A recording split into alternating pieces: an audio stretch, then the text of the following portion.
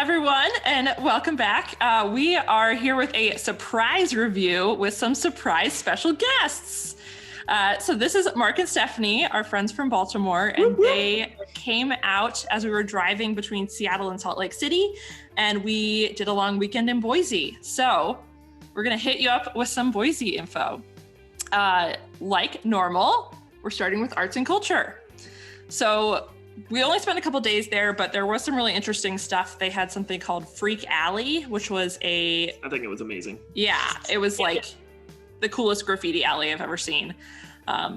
They had definitely solid local art scene. We found some very like Idaho specific art. They have, I think, some interesting local festivals, something called Story Night, which is a little bit of like comedy and stand up.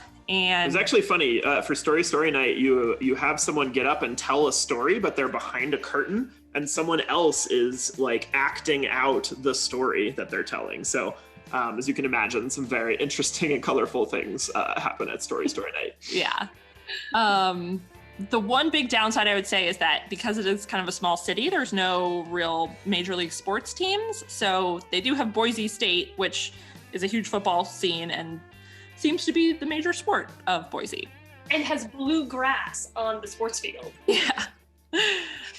So for arts and culture, we give it a 3.5.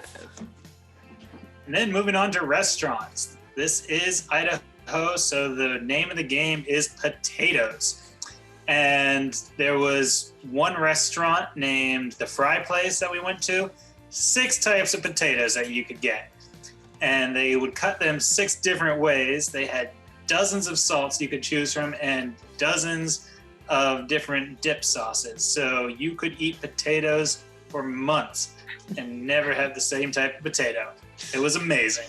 We went to lots of local restaurants and local breweries. And one thing that I really liked was that all of the local restaurants were very loyal to the local brewers in the area, and often local beers were the only thing on tap. I thought that was fantastic. Local farmers too. They were all about the local fare in general. Mm-hmm.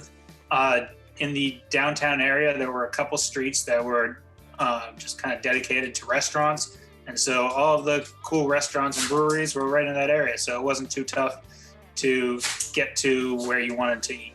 Mm-hmm. Diversity of cuisine was not quite as strong in the little city of Boise. We did get some recommendations of international cuisine, but we didn't try a whole lot of it. The Basque market is a Spanish influence that we just did not get to try.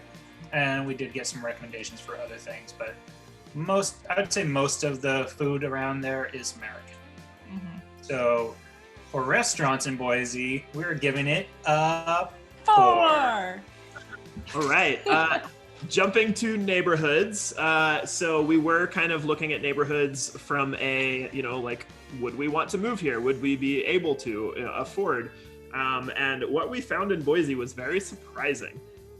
The supply of houses seems to be quite low, which drives a lot of the prices way higher than we expected, not being as large a city as a lot of the other places we visited and that everyone's familiar with. That kind of took us aback a little bit. But some of the neighborhoods were super nice, cute houses, good yards.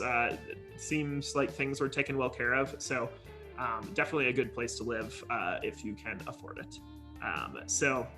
We're going to give neighborhoods a 2.5.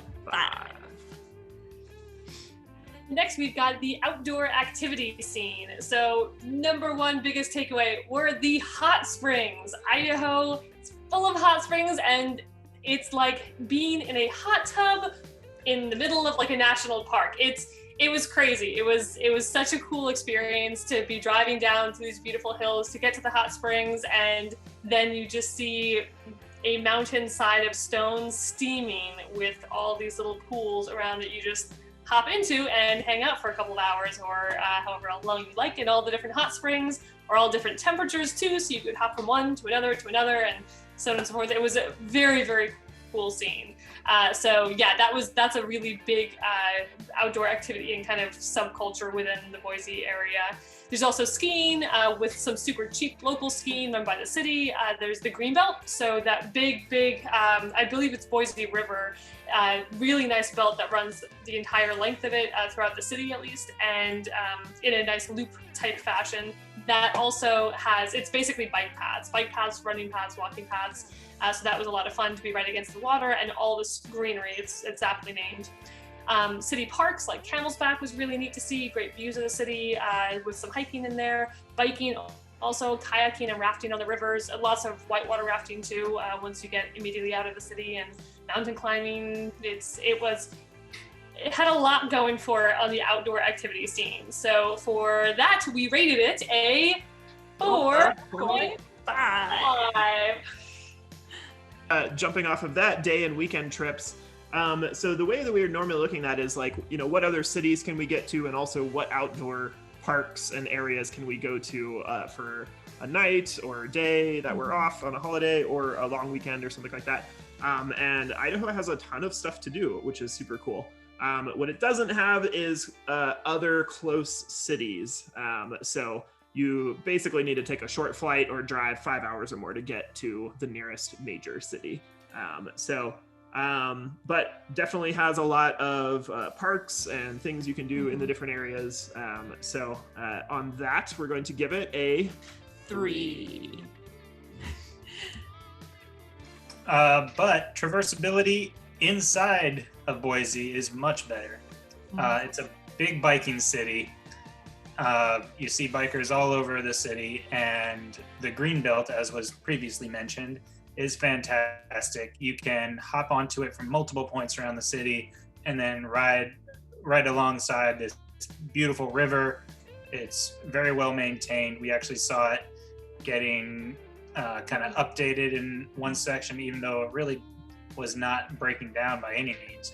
So that just shows that the city is, putting money into things like traversability. And it wasn't just from one nice green point to another, but I like the fact that it was to different restaurants and different neighborhoods and different like music scenes even. We passed a little bit too, and nature preserves and the work. So there's a lot to see and do along that trail too. Yeah.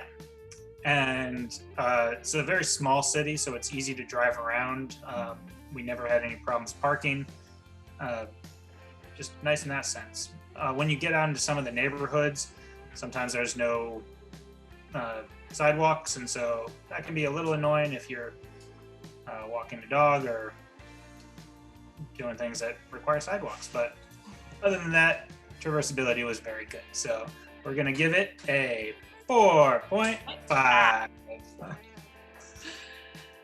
All right, and weather. So ironically, it rained, it drizzled basically the entire time we were there, which to be fair was a short period of time. But I think in the short period we were there, the few days, the average for the entire month of May was all fulfilled in those couple of days of rainfall. So we did not hit the weather very well. I say ironically also because apparently the rumor has it the weather is usually fantastic there. So we just hit it at an abnormal time, unfortunately. It's got its seasons, all 4 seasons for sure, but it doesn't get super cold as you kind of expect, even though it's far enough north, and does get a lot of sunshine. So for weather, we gave it a 3.5. And we'll finish up with some fun facts. So, of course, Idaho, you can imagine, is known for its potatoes. It is actually technically the gem state, but really is the potato state. The world's largest potato was from Idaho and has now been transformed into an Airbnb that we sadly did not get to stay in. Also, the world's first ski resort was in Idaho. The US's first ski resort. Yes, the United States world's first ski resort. Sun Valley was the first. Yeah. And there is one closer to Boise, which has a very funny name. It's called Bogus Basin. Mm-hmm. And lastly, as we mentioned, the hot springs. Can't talk about them enough.